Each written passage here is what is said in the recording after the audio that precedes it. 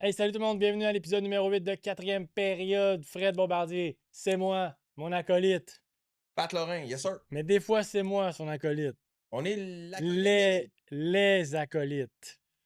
Donc, le huitième épisode. Puis on est content du huitième épisode parce que la semaine passée, notre invité nous a dit, je pense qu'il l'a pas dit on cam, là, mais il a dit Hey, saviez-vous que la durée moyenne de vie d'un podcast est de 7 épisodes? Et voilà, on enregistre le huitième, on fait partie maintenant des grands. Et on est tellement rendu grand qu'on a un niveau petit concept. On a amené une petite coupe Stanley juste là. Là-dedans, il y a des questions. Fait que là, à la place de m'entendre dire ouais, là, ça, on a dit ça, là, on a dit ça. Et puis là, quand à la place de me demander qu'est-ce que j'ai dit ou qu'est-ce que j'ai pas dit, question, question, plein de petites questions. Facile, pas Marche. facile, juste pour le On plaisir. repousse les limites Ouais. du podcast. Là, en ce moment, on se parle. La Floride a gagné la Coupe Stanley. C'est la dernière nouvelle. Le repêchage, c'est dans pas longtemps, genre demain soir. Exact. Et toi, aujourd'hui, t'as un chandail des Panthères de la Caroline. Les Panthères de la Caroline. Hey, Yes. puis by the way, les Panthères m'ont fait gagner mon pôle des séries pour une deuxième année consécutive. Fait que je voulais dire merci à Jocelyn, Daniel, les deux Jean-Marc, Cédric, Benoît, Jean-Patrick pour votre argent. Merci beaucoup de m'avoir Mais permis de c'est gagner quand ce pôle. même, ouais, mais c'est quand même facile. Quand il y a une équipe canadienne, là, tout le monde y va avec le cœur. Fait que je pense que tout le monde qui bêtait sur les. Je pense pas qu'il y a beaucoup de grands fans, de vrais fans des Panthers, là. Mais si j'avais eu à parier, honnêtement, j'aurais parié ces Panthers aussi. Mais je voulais que ça soit les Oilers. Mais Ouais. moi, si j'ai un parti pris dans une game, je bête jamais. Parce que c'est ça qui. Fait que je bête jamais ces Lions, je bête jamais ces. Bêter avec son cœur, c'est pas bon. Jamais, ça marche pas. Ça sert à Bêter pour les rien. Canadiens. Quel fan des Canadiens a fait de l'argent en Tu bêtant sais, pour les moi, Canadiens? personnellement, quand une saison commence, il y a 82 games, mais Canadien, 82 wins. Jamais je vais dire, ah, à soir, on va perdre. Jamais. Je suis tout le temps comme, ça va être tough. On va sûrement perdre, mais j'aimerais ça qu'on gagne. Fait qu'à chaque fois, je suis comme 82-0 à chaque année. Commence de même. Ouais. Toi, qu'est-ce Mais que t'as. j'ai entendu beaucoup de gens dire c'est quoi les chances que les Panthers gagnent 2 coupes de suite? Ben, c'est les mêmes chances que de gagner une Coupe Stanley. Je veux dire, si t'achètes un billet de 6,49 puis t'as une chance sur 14 millions puis tu gagnes, la semaine d'après, t'achètes un autre billet, ben t'as encore une chance sur 14 millions. Oui. T'as pas une chance Ouais. sur 28 millions parce que t'as Oh, déjà mais gagné. si tu te demandes ça au début de la saison, oui, mais si tu te demandes ça avant de le faire les deux, c'est les odds sont bien moins de ton bord, Mais mon c'est gars. fou que les odds pour les gagnants de la Coupe Stanley de l'année prochaine sont genre déjà sortis, puis les favoris, c'est comme les Oilers, les Panthers, les Golden Knights. Non, mais je veux dire, toi, tu. Non, mais c'est fou que comme d'année en année, c'est comme si je te demande quelle équipe dans l'Est va faire les séries l'année prochaine, mais il y a bien des chances que les 8 équipes que tu vas nommer soient les 8 équipes qui ont fait les séries cette année. Puis ça, c'est complètement crazy que ça se ressemble tout le temps d'année en année, malgré la parité qu'il y a dans la Ligue nationale, puis que n'importe quelle équipe peut battre n'importe quelle équipe à tous les soirs. Ben, on le sait déjà un peu qui va faire les séries l'année prochaine. C'est ça qui est fou. Ouais, mais tu la planète gambling n'arrête jamais de tourner. Fait que les autres, ils se trouvent des raisons. Là. Fait que probablement qu'il y a une multitude de bêtes là, demain pour le draft aussi. Fait que, il doit être sorti de Hey! Je suis sûr qu'il y a des sites de bêtes qui sont comme Ah, quel est le premier joueur qui va jouer 300 games dans la Ligue nationale qui va être repêché demain? Tu peux bêter là-dessus. Sure. C'est sûr, man. Fait que, ouais. Tu vois, j'ai failli piger une question. Là. Comment t'as trouvé la finale de la Coupe Stanley? J'ai trouvé la finale de la Coupe Stanley vraiment bonne. Je pense que les Oilers auraient pu jouer. Les Oilers, c'est l'histoire d'un trio. Ouais. Ça a été dur d'avoir de la profondeur puisque les Panthers, je pense qu'il y a eu 6 ou 7 joueurs des Panthers qui ont eu entre 18 et 23 points. Ça, c'est complètement fou d'avoir beaucoup de joueurs comme ça qui contribuent au succès de ton équipe. Puis c'est pour ça qu'on parlait du trophée Conn Smythe, qui aurait pu aller à une multitude de joueurs, qui est allé à Sam Bennett. Toi, à qui tu l'aurais donné, Fred, le Conn Smythe? D'abord, D'abord. les Oilers. Il manquait Zach Hyman, qui est quand même un élément important, je pense, en série. Ouais. Voilà. Donc là, OK. ça aurait pu être une autre histoire. Ils ont Mais gagné le premier ça match. fait partie du jeu, les blessures. T'sais, on Ça. l'a vu dans la finale de la NBA à Liberton qui s'est Ouais. éclaté le tendon d'Achille à 5 minutes du début de la game. Là, c'est allé de l'autre Mais bord. c'est juste, je trouve ça plate. Ça aurait été Minnesota, j'aurais capoté. Ça aurait été Chicago, j'aurais capoté. C'est juste que la Floride, j'ai pas l'impression que... Tu sais, à part que tu sauves des taxes puis que t'es au soleil, le monde là-bas, ils s'en foutent de toi et puis du hockey. Tu sais, puis en même temps, mais je comprends qu'il y en a qui font pas ça pour le fin, mais c'est juste que des marchés de même, ça me gosse quand ils gagnent parce que je suis comme, ces fans-là, ils méritent plus que nous. En même temps, c'est pas nous, là, c'est... C'est pas un travail des fans, c'est Ouais, un travail de directeur général, de coach, de joueur, puis c'est eux qui ont fait le meilleur travail pour gagner la Coupe je Stanley. comprends, mais c'est juste que... Mais ils jouent du bon hockey en plus. Ils jouent du hockey comme de l'Ouest canadien, je trouve. Ils me font passer genre aux équipes de l'Ouest canadien dans le junior. Ils sont gros, ils sont tough. Les équipes de l'Ouest des années fin 90, début 2000, là, que tout le monde disait c'est beaucoup plus tough de jouer dans l'Ouest, puis c'est des gros joueurs dans l'Ouest dans le temps que Shea Weber Ah, était mais avec mettons, Nashville. Dallas en série, Dallas contre Edmonton, quand Jean Larac qui jouait, ça c'était fou, ça. Ouais. Je me souviens, j'écoutais ça là, à radio à CBC le soir. Je devais avoir 14 ans. C'était du bon temps, ça. Conn Smythe, Sam Bennett l'a gagné. Honnêtement, je comprends pas pourquoi c'est pas Sergei Bobrovski qui l'a gagné ou ben Brad Marchand. Brad Marchand a beaucoup plus de buts gagnants. Bennett en a 15. Marchand a 10. 15, c'est bien, c'est même excellent. Mhm. Mais tu sais, le gars, au final, a fait quoi? 23 points. C'est pas exceptionnel non plus. Bobrovski, là, ses stats en série sont hallucinants. Il goal genre pour genre 918. Ça a été le meilleur cette Il y a année. 3 blanchissages en 23 games. Exact. Puis en finale, je veux dire, si tu regardes, il y a beaucoup de parties. Les Oilers ont fait beaucoup plus, ont eu beaucoup plus de chances de marquer que les Panthers. Mais Bobrovski était là, fait les arrêts, coupé avec jambes.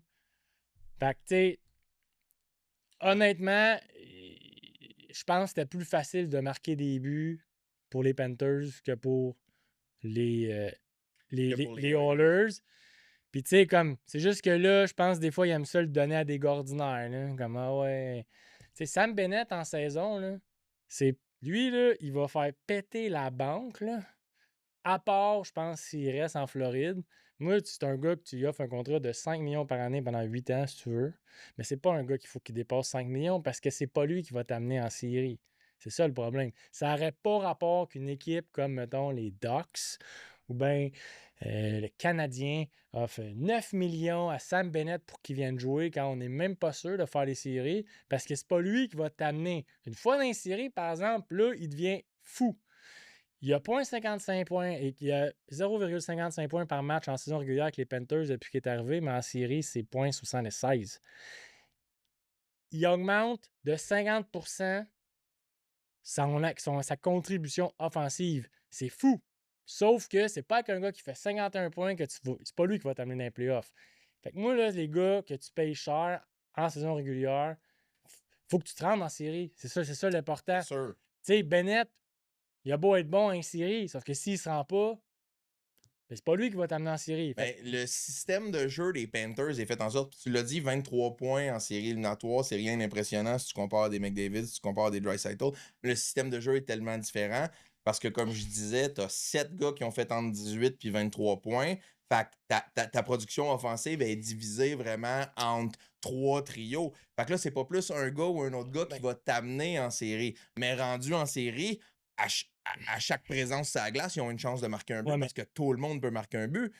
alors, si la force, c'est la profondeur des lignes, puis qu'il y en a 6 qui sont capables de faire des buts, ça n'a pas rapport qu'il le donne à lui, il aurait pu le donner à Marchand. Fait que moi, Fait pour son 15 buts. Moi, je rendu l'aurais là, donné à Marchand. rendu là, je le donne à Bobrovski. Ouais. Mais tu sais, Moi, je l'aurais donné à Marchand, ne serait-ce que pour les buts qu'il a fait, les clutch buts qu'il a fait, qu'est-ce qu'il a amené à cette équipe-là. Mais je pense que c'était moins politically correct de le donner à un joueur comme ça qui est mettons, un rental, là, on peut dire un rental, parce que est-ce qu'il va signer en Floride l'année prochaine? C'est Ben, très unlikely. Fait que, tu sais, il est arrivé là. Puis il n'y en a pas beaucoup des joueurs comme ça qui sont échangés à date limite ou avant la date limite ou peu importe, qui vont amener leur équipe à un plus haut niveau. Il n'y en a pas eu beaucoup dans l'histoire des trades comme ça, de deadline, que tu as dit, hey, ce Et en plus, ils ont gars-là. donné des peanuts. Ah ouais, ils ont donné quoi, un deuxième choix, Un quelque chose choix de comme ça. troisième. Mais t'as vu les chants Ouais, Thank you, Boston. Boston. Ouais, c'est bon. Puis Marchand, je pense que tout le monde l'a découvert un peu, la façon qu'il a fait le party, la façon qu'il a. La semaine qui a suivi la victoire de la Coupe Stanley. Mhm. Je pense qu'il a gagné bien des points. Il y a bien du monde qui ne l'aimait pas, puis que maintenant vont l'aimer. C'est un gars comme nous autres. Il a fallu qu'il se fasse sortir du 11 par Ekblad, là, par les shorts, puis au elbow room. Puis c'est un beau party en Floride. J'ai trouvé ça nice. Mais tu vois, moi, mettons, tu parles politically correct. Ben, rendu là, pourquoi tu donnes à Sam Bennett que lui, tout le monde à Toronto est persuadé que c'est à cause de lui si les livres sont pas gagnés parce que, by the way, ils ont dominé plus. Ils ont dominé plus les Panthers que les Oilers l'ont fait. Mais Bennett, quand même eu une scène controversée où il y a un coup de coude au goaler qui est jamais revenu dans la série. Après ça, à chaque année, chaque série, Bennett est réputé pour comme aller comme semi-blessé, là. Genre subtilement, je suis tombé, excuse-moi, comme il a fait avec Skinner. Il a failli le blesser aussi. Fait que moi, c'est comme. J'aurais été avec un choix à Bobrovski, c'est ça qui compte. Félicitations. Lui, by the way, Tom le renommé à sa première fois. 100%. Je pense que ça a été le goaler le plus rapide à atteindre le plateau des Ouais. 400 victoires ou un enfant de même. Exact. 2 Coupes Stanley, 3 équipes dans la Ligue nationale. Puis là, il trouve le succès maintenant. Puis il est petit, Bobro, tu l'as-tu vu? Il est tout mince, ouais, mais t'en as parlé dans un ancien podcast, puis oui, j'ai vu la photo, finalement, il doit peser. Non, mais il a l'air de peser genre 150 livres. Ouais. Puis il mesure genre 6 pieds 3. Mais quand ce qui est complètement fou, félicitations à Oklahoma City qui ont gagné le Finals de la NBA. Donc, moi, j'étais quand même j'étais quand même un gars team plus Mathurin, là. J'aime bien Mathurin, le Québécois, Ouais. qui joue, mais bien content pour Dort, qui joue pour. OK. Exact, mais ça serait le fun que Mathurin. Mais c'est fou qu'il y avait 2 Québécois en finale de basket. Ouais. Au hockey, on en avait 0. Ouais, c'est quand même. On avait un, AJ Greer. Ça. Ouais, c'est vrai. Puis c'est ça. Mais. C'est ça qui est fou comme tu parlais tantôt, d'une espèce de. Tous les Québécois ou tous les Canadiens voulaient que les Oilers gagnent. Tous les Québécois, en fait, voulaient que les Oilers gagnent la Coupe Stanley pour ramener la Coupe. Sauf toi. Ben, sauf moi, puis on était 4-5. Mais, by the way, on était plus que le nombre de personnes qu'il y avait à la parade pour les. Les Panthers. Non, les Panthers, il y avait bien de la game. Je parle de la NBA. Là. Je sais pas si tu as vu les photos de la parade. Il n'y avait pas de monde dans la parade. C'était fou. On aurait dit des rues vides là, à comparer de ce qu'on a vu dans les années passées. Mais c'est à cause. C'est-tu des raisons Je politiques à ça? Puis que justement, ils veulent pas sortir? Je sais pas. Non, peut-être qu'il faisait trop chaud. Ouais, Les gars sont restés chez eux. Moi, je suis à 32, je reste chez nous. Je vais pas voir la parade. Moi, j'aurais aimé que les Pacers gagnent pour Pascal Siakam. C'est un gars que j'ai aimé suivre dans le temps qui était pour les Raptors. Ouais. Il a gagné la coupe, on va appeler ça de même, avec les Raptors en 2019. Fait que là, ça fait 2. Non, c'est vrai. Il a perdu, c'est exact. malheureusement. Ouais. Mais. Mais là, j'avais de quoi sur le bout de la langue que je voulais vraiment parler.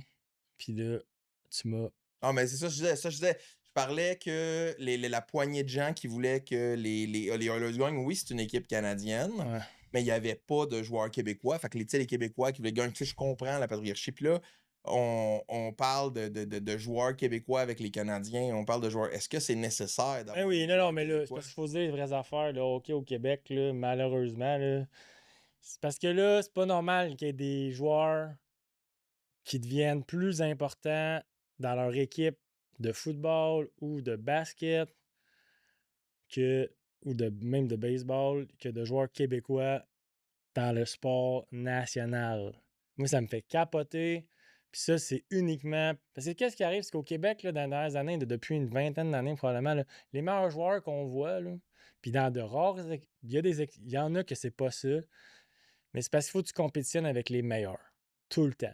Dans ton développement, il faut que tu compétitionnes avec les meilleurs. Mais au Québec, il faut que tu payes. Fait que là, tu as juste les meilleurs des riches. Ouais. Au final. Tu sais, parce que ça commence jeune. Ça commence dans le Atome, puis oui, fais des camps d'été 3A. Puis tu sais, ça, je pense que ça enlève bien des athlètes qui n'ont pas l'argent. Là. Je veux dire, moi, en ce moment, payer 6 000 $ par année là, à mon gars pour s'inscrire au hockey, puis en plus, il est dans l'âge où, des gants, besoin d'autres patins, besoin d'autres gants, besoin d'autres bâtons. Tu sais, c'est pas cher. Tandis que, tu sais, mettons, le basket, le foot, tout à l'école. Ouais. Toute l'école, le transport. Tu sais, là, le parent, là, il peut pas aller chaque fin de semaine dans un tournoi, payer l'hôtel, tout ça. L'école, c'est fait. Quand il part, là, tu pars en autobus. Fait que moi, il devrait se fier à ce qu'ils font dans le foot. Il devrait se fier à ce qu'ils font aussi dans le basket. Puis, tu sais, c'est pas grave, là, si ça arrête, là, les tournois de 8 games en une fin de semaine. Là. On peut jouer moins de games. Là. Regardez la NCAA. Là. Ils en jouent pas tant des games. Là. Nous autres, quand tu arrives dans le junior majeur, mais c'est rendu une business. Fait que, tu sais, au final, ils veulent pas qu'une équipe s'en aille. Même qu'ils aimeraient ça qu'il y ait une équipe de plus, mais c'est quand les meilleurs affrontent les meilleurs. Tu checkeras, mettons, la Nouvelle-Écosse. Là. Parce que, c'est là qu'il vient, Crosby. Ouais. C'est là qu'il vient Marchand. McKinnon. C'est là qu'il vient McKinnon. Tu sais, je veux dire, ça a-tu aidé? Je sais qu'ils ont joué junior majeur, mais tu sais, là, toute leur. Là, ça, c'est n'importe quoi. Là. Je vais avoir par à travers mon chapeau, fait que je le ferai pas, mais c'est juste, j'ai l'impression qu'au Québec, les meilleurs joueurs de hockey, souvent, ça va être les meilleurs joueurs de hockey que les parents avaient de l'argent. Puis Puis aussi, il y a un problème avec vraiment les jeunes. Tu sais, le père de Piquet Souban, on en avait déjà parlé, c'est que le focus est sur gagner des matchs plutôt que sur le développement des joueurs. Puis l'important, c'est de développer les joueurs. Il y a une cinquantaine de joueurs québécois actifs dans la Ligue nationale. Il y a une cinquantaine de joueurs finlandais actifs dans la Ligue nationale. Il y a 5 millions d'habitants en Finlande. Il y a 8 millions d'habitants au Québec. C'est notre sport national. Pourquoi que le ratio n'est pas en notre faveur? Ben, tu sais, c'est les parents de jeunes qui veulent que leur petit gars de 6 ans gagne la game au lieu de juste apprendre à mieux patiner ou des affaires de même. Tu sais, c'est vraiment ça, c'est ce que disait le père de Piquet Souban. C'est que lui, la façon qu'il a élevé ses enfants, by the way, qu'ils ont fait la Ligue nationale, Malcolm Souban, Piquet Souban, ça a toujours été avec du skills development, de peaufiner leur aptitude sur la glace plutôt que de gagner une partie parce qu'à ces niveaux-là, de toute façon, on s'en fout. exact, 100%. Puis ça, je peux rien dire contre ça. Mais tu sais, c'est pour ça, je pense que des gars au foot, là, puis au basket, là, je veux dire ça coûte rien. Puis c'est accessible à tout le monde. Puis tu peux te pratiquer. Ça prend rien, tu as juste besoin d'un ballon, ça Exact. coûte 25$, tu T'sais, t'en vas dans le parc, tu joues. parce que si c'est pas à l'école ou si tu payes pas, les arénas, là, t'as fait avoir. Là. Mais tu sais, si, mettons à Tremblant, l'aréna est à côté. Mais tu sais, si on a un programme de hockey, la passe noire là, man, ils vont aller jouer. Puis tu sais, je pense que le scolaire, c'est bien important. Mais je pense que pour percer, c'est mieux vu d'aller jouer justement avec Hockey Québec, puis le monter, jouer 2A, jouer 3A. Mais bref, je pense vraiment que le hockey, ça devrait jouer à l'école pour le développement des gars, puis que ça devienne. En tout cas, bref. Parlant de jeunes, il y a le draft qui s'en vient. Moi, j'ai réalisé un truc. Moi, je pense que le draft du hockey de la Ligue nationale, les joueurs sont trop jeunes, puis on ne devrait pas les repêcher à 18 ans. Parce que une des raisons pourquoi, c'est que dans ma tête, ça fait aucun sens qu'un choix de première ronde puisse même pas jouer dans ton équipe l'année suivante. Dans de rares, ça arrive que le premier choix joue, Parce qu'il est trop. mais il joue. Mais c'est le seul. Le seul. Il y en a deux, les trois premiers, genre. Deux, trois. Puis, Là. ça, tu Pas encore. sais, c'est comme, mettons, c'était qui l'année passée? Le troisième choix, ça a été le gars des Ducks. Là.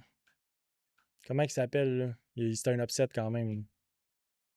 Tu sais pas? Non?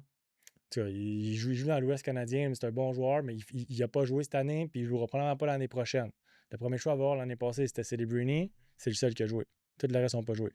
Ah, j'avais pas remarqué qu'il y en avait juste vraiment un. Ouais. Puis tu sais, comme ça arrive rarement. Mais tu sais, au foot, justement, ça va avec l'école.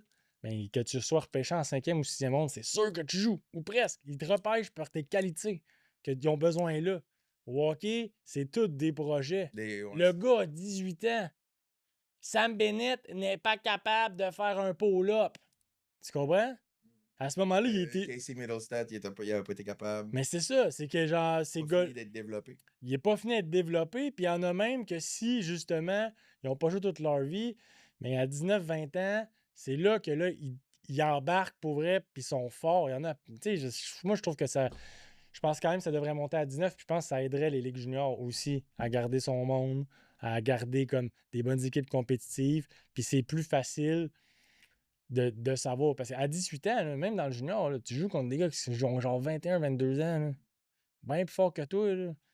Puis tu sais, comme, oui, on peut déduire après 6 mois si, ah ouais, lui était capable de jouer. Moi, j'attendrais tout le temps 1 an ou même 2 ans avant de repêcher, là, mais tu sais, ça fuckerait tout le système en place. Là.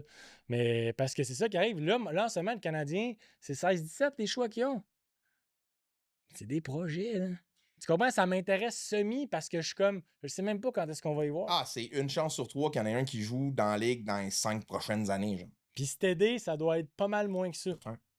Tu sais, genre, moi, ça me fait capoter qu'à chaque année, il y a une couple de gars en première ronde qui joueront jamais dans la Ligue nationale.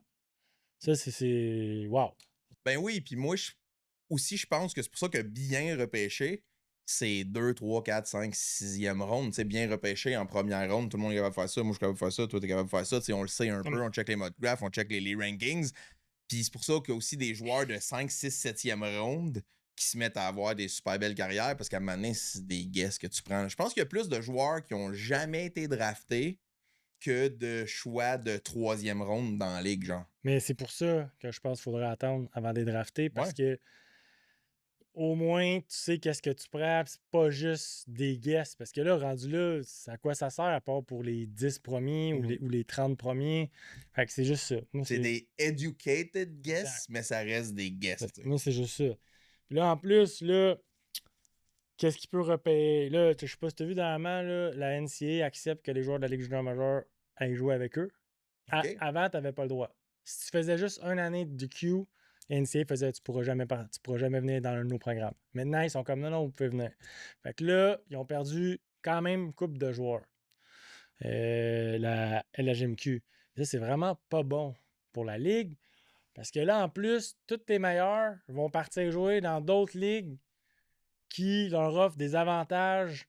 Parce qu'il y a des équipes qui. Tu sais, comme là, Justin Charbonneau, là, qui est supposé être repêché là, vers les choix du Canadien 16-17. Lui, il n'a pas encore dit s'il allait jouer dans NCAA ou qu'il allait continuer à jouer avec l'Armada de Blainville, Boisbriand. Uniquement, puis ça, je trouve ça plate, là. Parce qu'il attend de le dire uniquement pour voir c'est qui va le repêcher.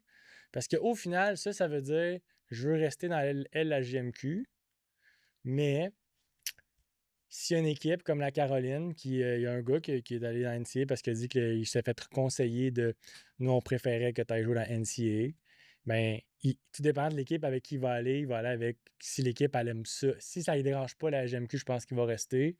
S'ils sont comme non, non, non, tu vas dans NCAA, ben lui, il va aller dans NCAA. Ça, je trouve ça plate, là. Mais tu sais, en même temps, comment ça, Hockey Québec s'est pas rendu compte de ça un moment donné que ça allait arriver? Parce que la seule barrière qu'il y avait entre, tu vois, le programme américain qui n'arrête pas d'évoluer, le choix de première ronde qu'ils ont à chaque année est hallucinant. Ouais. Ça évolue, ça évolue, ça évolue.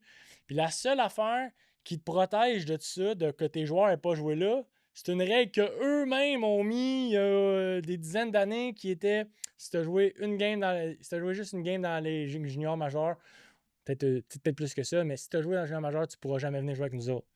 C'est une règle qu'eux-mêmes s'imposaient. Mais là, ils l'ont enlevé. Qu'est-ce que ça a fait?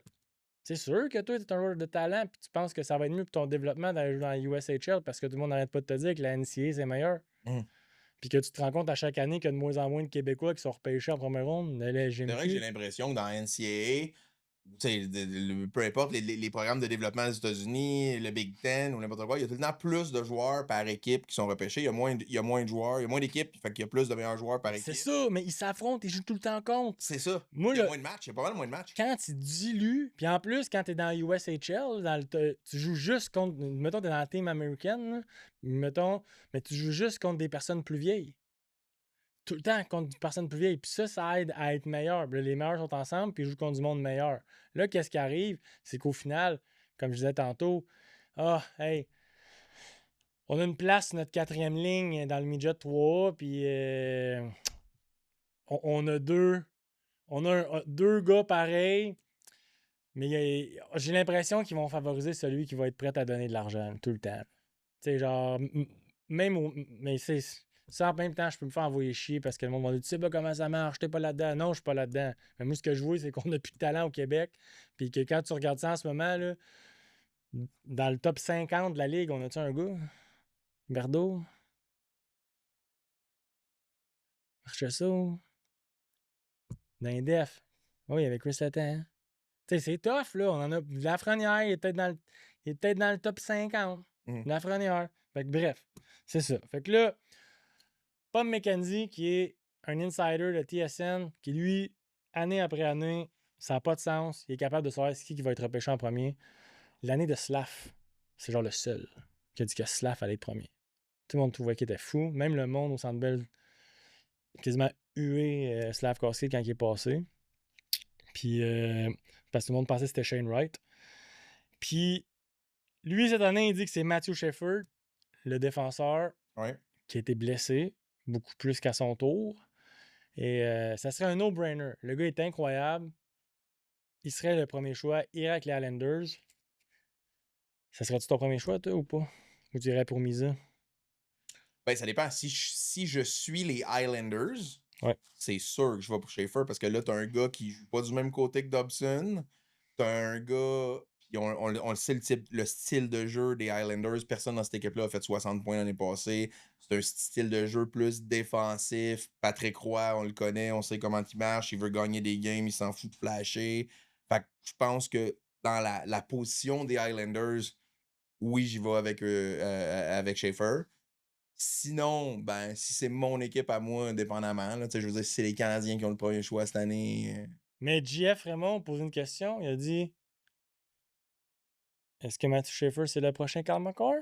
L'as-tu vu jouer un peu ou pas? Je l'ai vu jouer un peu, j'ai vu des highlight reels. Est-ce que c'est le prochain Kyle McCarr? Je vais répondre non. Pourquoi? Parce que c'est la réponse facile. Parce que Kyle McCarr, selon moi, il est top 3 défenseur de la NHL. C'est bon, peut-être, je dis top 3 pour être gentil, là, mais selon moi, c'est le meilleur. Selon toi aussi. Est-ce qu'il va arriver et il va être le meilleur défenseur de la ligue? Les odds sont contre ça. Tu comprends? Les odds sont que non. Il n'arrivera pas puis il va être le meilleur défenseur de la ligue. Est-ce qu'il peut être top 10? Probablement. Est-ce que Lane Hutson était top 10 l'année? Est-ce que Lane Hutson était top 10 l'année passée à sa première saison? Mais je pense qu'il était même pas top 10 après 50 games. Je pense juste que c'est après, comme quand le monde se sont rendu compte qu'il continuait à produire, puis surtout en fin d'année. Mais tu sais, Schaefer, ça serait mon choix logique. Mais moi, c'est les blessures qui m'inquiètent. Quand t'es blessé dans le junior, là, faut que tu reviennes. Mais là, en plus, ça veut dire, je vois mal comment il pourrait commencer à jouer en Ligue nationale l'année prochaine. Parce que t'es blessé, il faut que tu reviennes au jeu. Puis ton conditionnement, tu le fais pas contre des adultes. C'est tough, là. Fait que, tu sais, ça, j'ai hâte de voir. Sinon, moi, mon boy, je l'ai dit depuis le début de l'année passée, le meilleur Québécois qu'on a, c'est Caleb Desnoyers. C'est un bon gamer. J'espère qu'il va percer le top 5. Mackenzie dit top 5. 5e. Moi, je pense aussi. Ça a du sens. 5e, c'est avec qui? L'Utah, je pense, qui est le 5e choix? Ouais, ça serait le Mammouth, si je me trompe pas.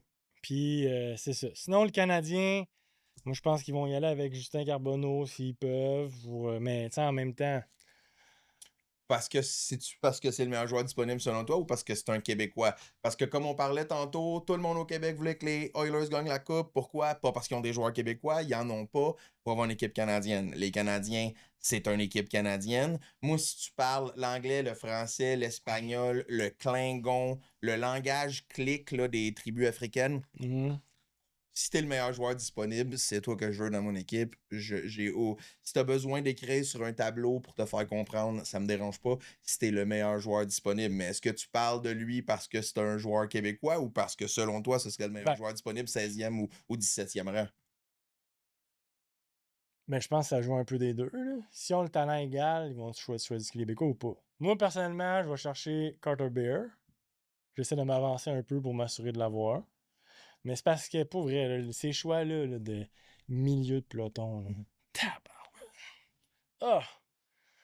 Puis c'est il y en a- plate à suivre parce il que. y en a qui ont été bons des 15, entre 15 et 20e choix qui ont été très bons. Non, mais rapidement, là. Tu sais, là, moi ça, c'est genre de. Tu sais, ça fait comme une couple d'années que le Canadien nous excite, là, en repêchant très bas, puis là, let's go.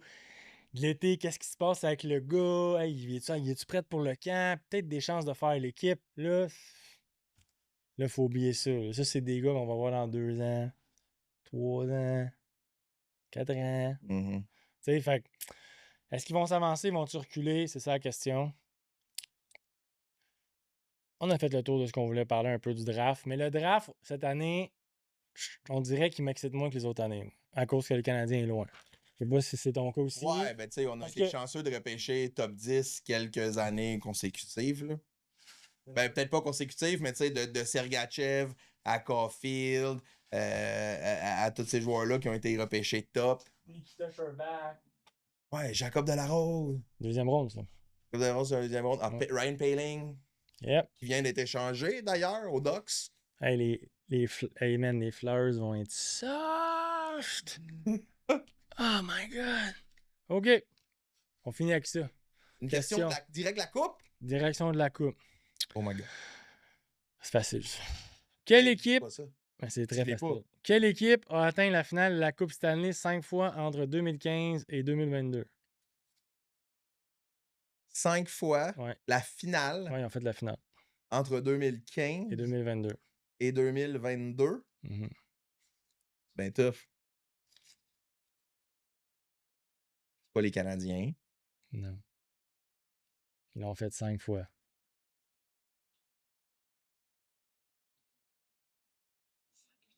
Hey, si vous connaissez la réponse, tout le monde, vous pouvez commenter parce que Pat, visiblement, le sait pas. C'est le Lightning Tampa Bay. Félicitations. Ça m'a fait mon podcast. Merci d'avoir été là. 8e épisode de complété. Et on s'en va au 9e épisode la semaine prochaine. Ciao les chums! Ciao, ciao.